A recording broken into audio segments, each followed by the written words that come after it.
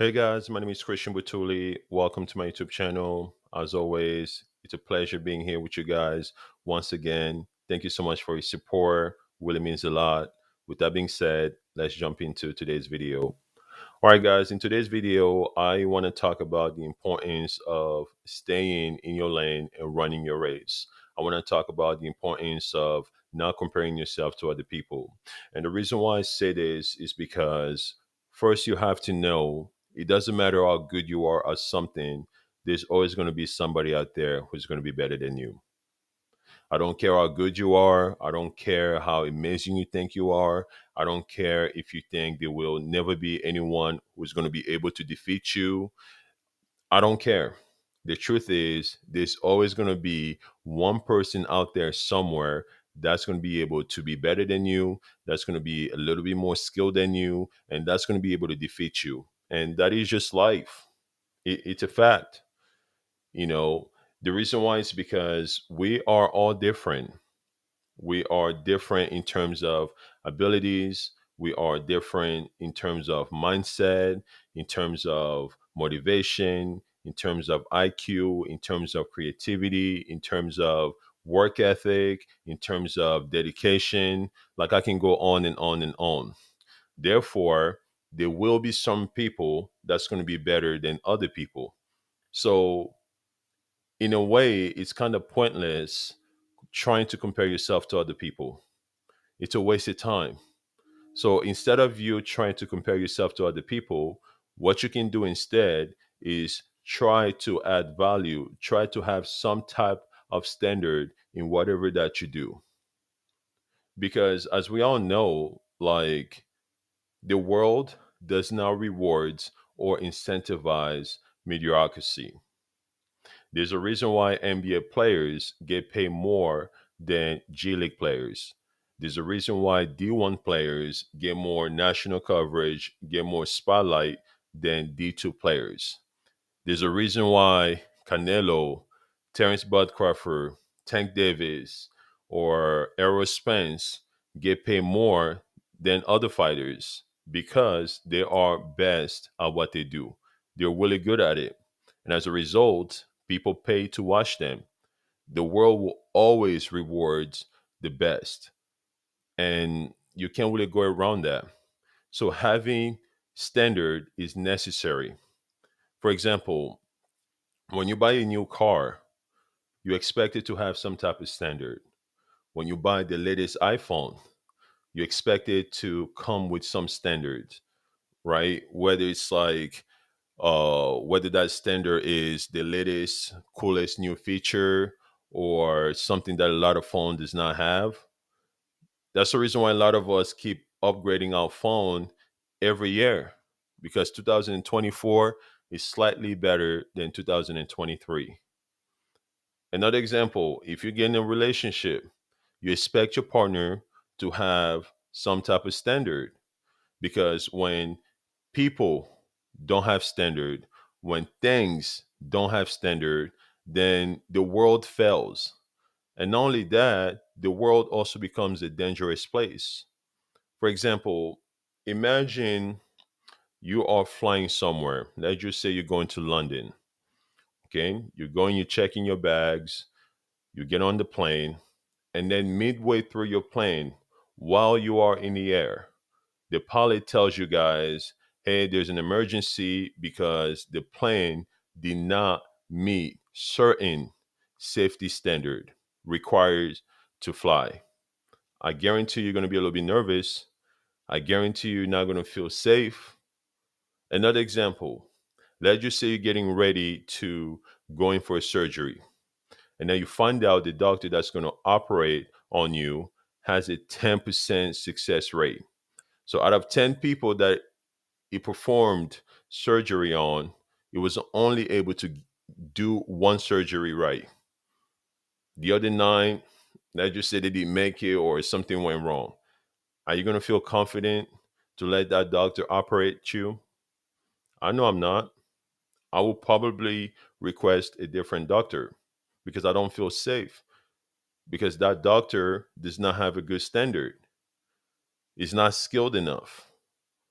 So if we expect people, if we expect certain things to have standard, why can't we also do the same thing? Why can't we bring the same thing to the table?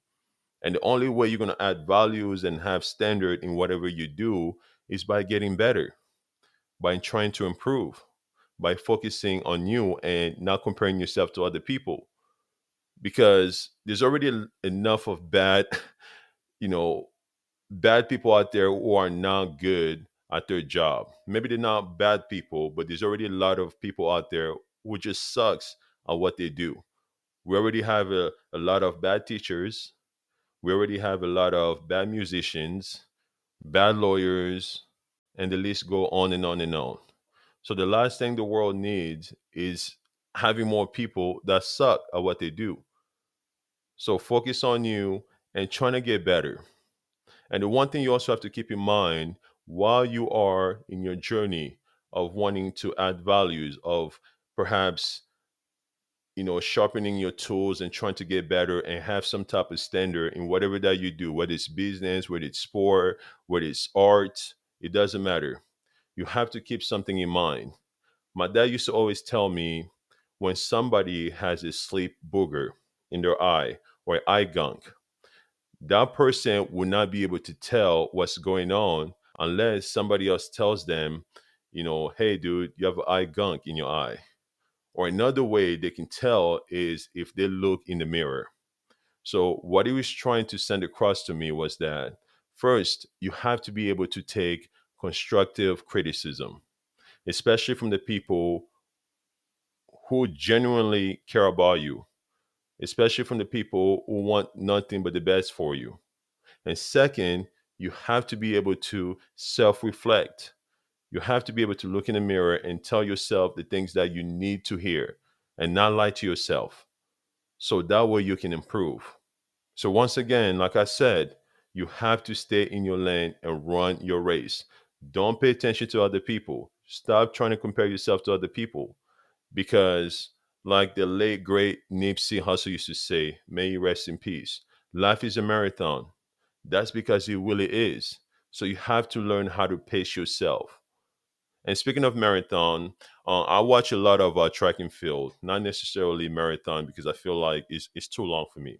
But one of my favorite events when I watch track and field is the 5,000 and the 10,000 meters.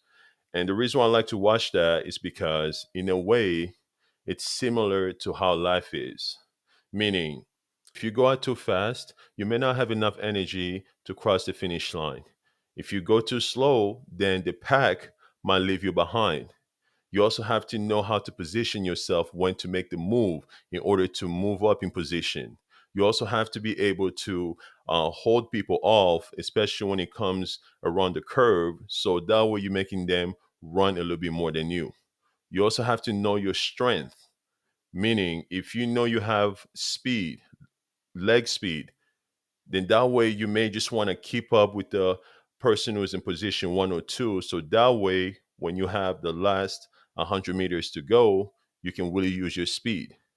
And if you know that you don't have speed, perhaps you have stamina, then you can really push the pace, trying to get people tired. So that way, you don't really have to go out, like full sprint with somebody who got a little bit more foot speed than you. So I really love watching that because it's literally showing life, how life is in real time. So, like I said, just stay in your lane, man. Be okay with who you are. Find what you want, set your target, aim at it, because when you aim at something, it gives you direction. Focus, meaning zoom in into whatever that you like to do. It's like looking into the telescope. When you really look into the telescope, you zoom in, you'll be able to see what you need to see. And lastly, track your progress.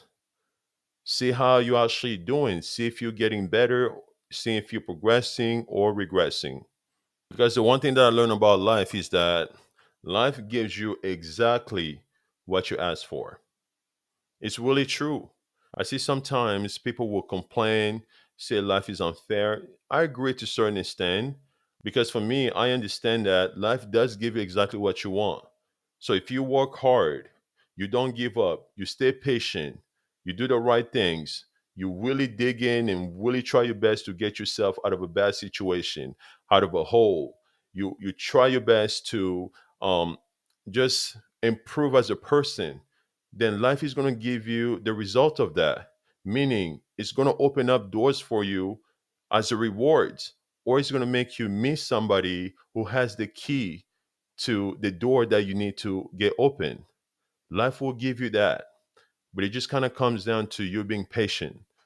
It kind of comes down to you staying consistent. It kind of comes down to you staying in your lane and worrying about you.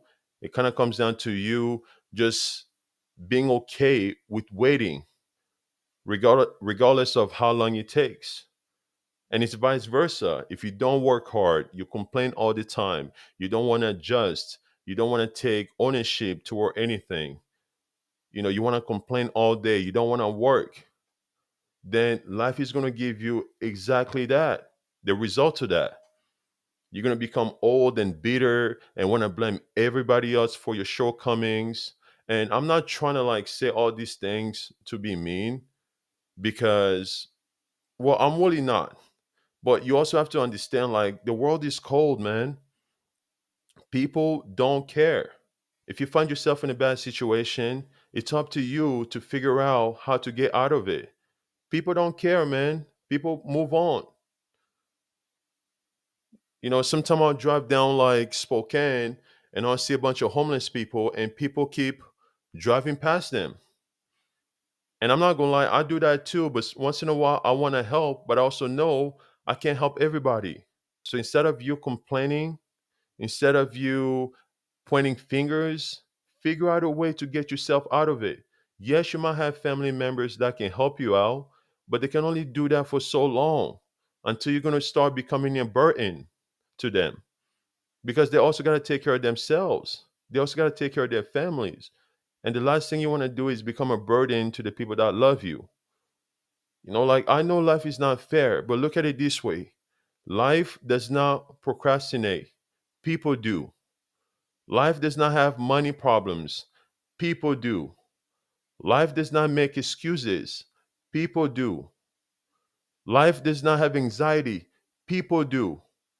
So you can either accept those realities and try to figure out your situation, or stay complaining for the rest of your life. It's your choice.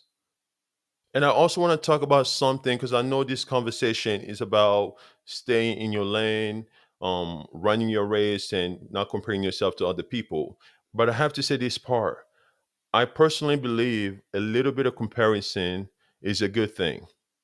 A healthy dose of comparison is a good thing, because when we have standards, when we have values, when we have efficiency, when we have skills, all those things, what it does is it separates winner from losers, it separates hard workers from lazy workers, it separates achievers from non-achievers, it separates average from the best.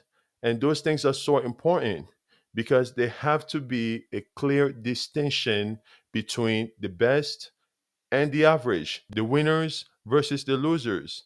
That's the reason why when a person like LeBron James get paid as much as he does, that's because he deserves it. That's because he's the best. Just imagine if there was no distinction, there was no separation in terms of like skills and abilities and and whatnot. Then what would be the point of doing anything? It'd be pointless. Like, no one will even strive to be better than other people if all of us are getting paid the same, if all of us are getting praised the same, if all of us are getting rewarded the same. There will be no incentive. There will be no need to have any motives to be better than the next guy. Because at the end of the day, I'm going to get paid the exact amount compared to that guy. That's why I hated group project in school, because you might bust your ass to do the best job that you can, in your school project or your group project, and then you have some of those people, they just tag along, and at the end of the day, they get the same grade as you. That's not fair. So a little bit of comparison is healthy for the world. But I also have to make it clear, just don't let it consume you. Don't make it bigger than it needs to be. Stay in your lane and run your race. Especially if you're trying to get better, if you're trying to add value and have some type of standard in whatever you do, you have to remember that, when you're trying to get better, you have to eliminate things that are kind of holding you behind. So along the way, you may have to drop friends that no longer are good friends to you, that no longer serve the same vision as you.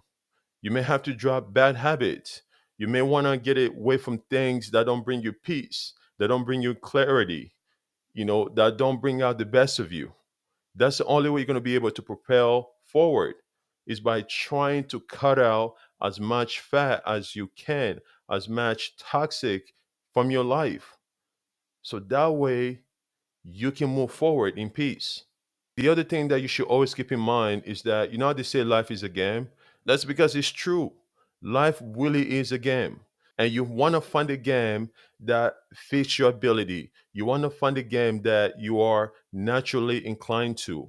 You want to find a game that best serves your talent. And I think a lot of us make mistakes by comparing ourselves to people who have already found their game in life. That's the biggest mistake we can make because those people already found what they're good at. They already found the game that serves their talent. You can do the same thing too. So find somewhere that you can thrive. Sometimes it's not you, sometimes the environment, sometimes you're playing the wrong game. Find something that you're passionate about. Find something that really serves you good, matches your energy, your passion, your abilities. Find that. And guess what? If you don't like that game, you can always play another game. There's plenty of people who have, switched their careers. After doing 20 years in one career, they're like, you know what? I'm not happy. I'm going to switch it up and try something different. Yes, you can try something different. If you don't like the game you're playing now, you can try to learn a new skill. You can try a new career. You can try different things. It's a game. Try to figure out the best game for you. And guess what? If you don't like that new game, you can create your own game. This is where like creativity comes in. This is where entrepreneurship comes in because there are a lot of people out there that are millionaires that are making a lot of money, like junkyard millionaires. So you can make it. You can create your own game as well. So don't settle. If you don't like the game that you're playing now, find a different game. If you don't like that game, create your own game. That's all life is. Don't take it too seriously. But you have to stay in your lane and focus on you. And just know that when you play the game, there's a chance that you're going to win. There's a chance that you're going to lose. You have to accept that. There's a chance that you're going to be successful, and there's going to be a chance that you're going to be a failure. That's part of the game. You win or you lose. Because anything worth having comes with work, comes with effort. If you're doing something and you win all the time and it's too easy for you, you never really tasted defeat, then it's probably the easiest thing to do. Like, we're not really impressed because something that's worth having, worth attaining, comes with hard work. And sometimes you're going to taste defeat, and sometimes it's going to be really challenging. And lastly, just to conclude, I know I talk about a lot of things. You have to be grateful. You have to be happy for what you have. Because I think sometimes when we're comparing ourselves to other people, we kind of like um, over highlight, over display our failure, you know, and we downplay our success. And that's a wrong thing that we can do. Yes, your friend might become your supervisor.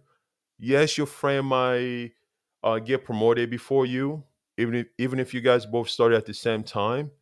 Yes, your friend might become your boss, But at the end of the day, the grass is not always greener on the other side. Yeah, he might become your boss, but at home, he might be a terrible dad. At home, his wife might be cheating on him. Yes, the celebrities that you look up to and you think they have this amazing life, behind closed door, there might just be terrible people. You don't know. So be appreciative of what you have. So stop comparing yourself to other people. You know what I mean? And the thing about comparing yourself to other people, what tends to happen is, first, if we pick, like, I'm just going to use myself as an example. So when you're comparing yourself to other people, what tends to happen is, first, you're going to pick an element or a component or something that society values, whether it's fame, whether it's money, whether it's physical fitness, or anything else. For example, for me, I love the freedom of traveling the world. I love the freedom of being able to spend time with my family, not working for anybody, not reporting to anyone. So may he rest in peace. Anthony Bourdain was kind of like the person that I really look up to, someone that I wanted to do their job because I just thought they had the coolest job ever. So what happened when you compare yourself to other people? First, there's going to be that element. For me, I wanted the freedom to travel, the freedom to do whatever that I want. And then the second thing is then that component becomes like the most important thing to you. And the third thing that happened when you compare yourself to someone else is that it will usually pick someone from that domain, from that category that you value so much, who's really successful. In my case, may he rest in peace, Anthony Bourdain. The fourth step of comparing yourself to other people is that it's going to show you how far you are from reaching that goal, how wide the gap is, how it's nearly impossible to get there. And as a result, if you don't really pay attention to it, you will feel like a failure. You feel like you will never accomplish that. You feel like there will be no need to even try. And that's where people make a lot of mistakes. So in a way, it's important to know yourself because when you're younger, it's easy to want to compare yourself to other people. It's easy to sway easily. But when you get older, you know what you like, you know what you don't like, you know what you're willing to tolerate, you know what you're not willing to tolerate. So that's why it's important to get to know yourself. Take yourself on a date, find out what you like, find out what brings you pleasure, find out, you know, your morals, find out what you're willing to tolerate or not, and stick with it and be vocal about it. Do you be happy about it? You know what I mean? But most importantly, stay in your lane and run your race. All right, guys, that's it for me today. Thank you so much for watching this video. Please comment down below and let me know what you think. With that being said, ciao.